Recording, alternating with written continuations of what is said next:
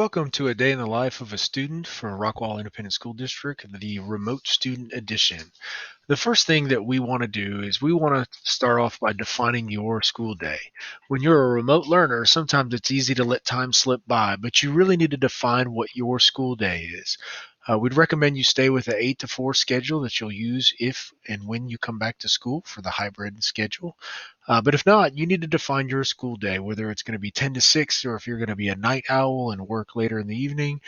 You need to just define your school day, what allows you to get all of your assignments done.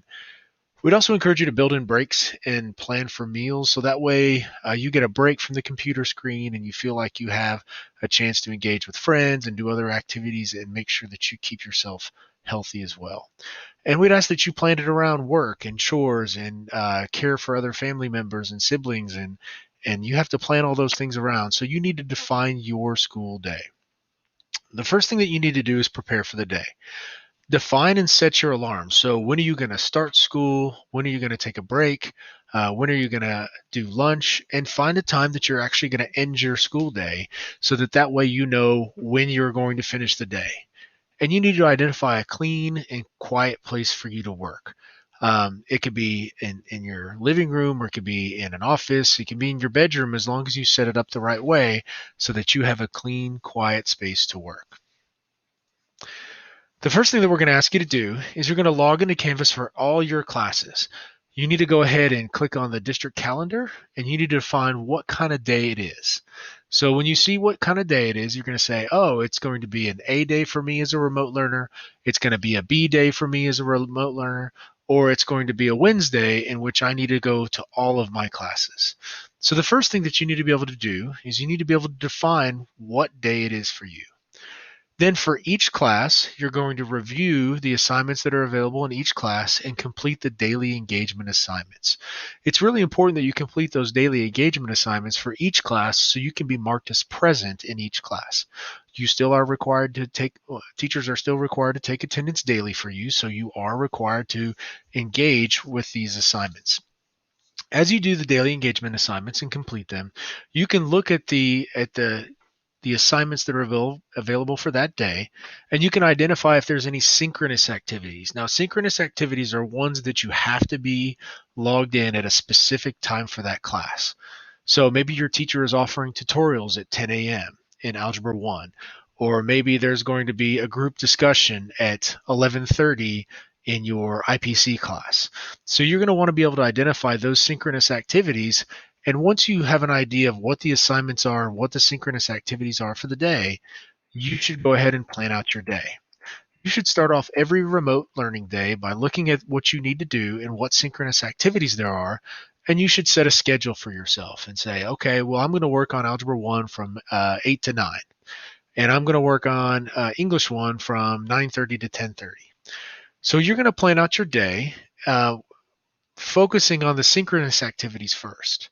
Now remember that every Wednesday, teachers are going to offer 20 minutes of synchronous activities, synchronous instruction, according to the bell schedule that you see here. First through eighth period, 20 minutes during that time. They're also going to offer synchronous activities on Thursdays and Fridays according to the different schedules. So please make sure that you plan your schedule around those synchronous activities.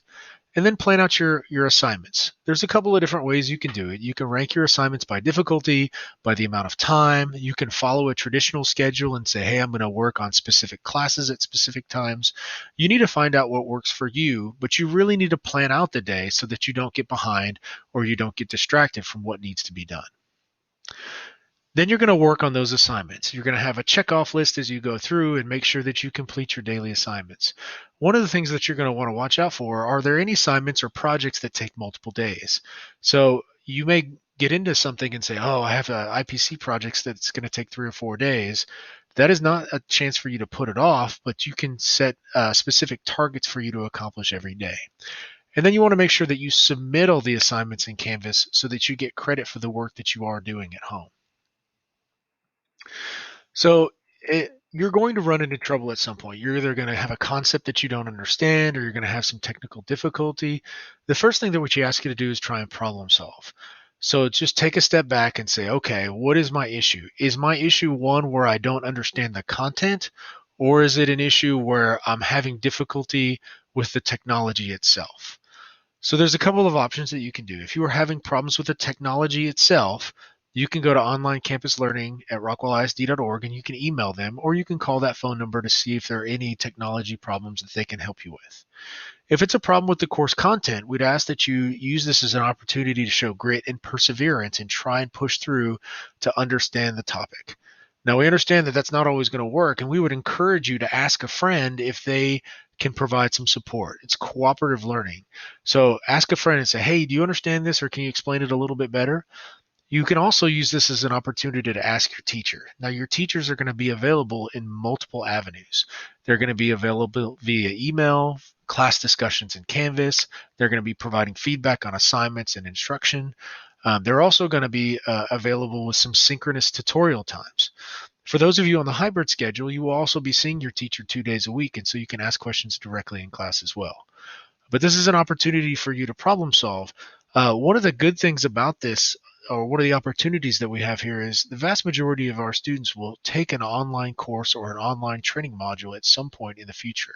So this is an opportunity to see what an online course is, and you can determine whether or not it's something that you would like to do in the future. The most important thing, though, is you really take care of yourself. It is very, very difficult for you to sit on a computer for 7 or 8 hours and work nonstop on assignments. You need to go ahead and plan breaks. You need to take a 15, 20-minute walk around the block. You need to talk to some friends, call them, engage in them in some other way, engage with your family if they're at home, take breaks for meals. Don't sit at a computer and work through all the classwork as quickly as possible. It's not a good recipe for you to retain the information, and it's not good for you as well. So make sure that you take breaks. And as always, if you have any questions or if you have any concerns, engage with your teachers, engage with your counselors, engage with your administrators so that we can support you in this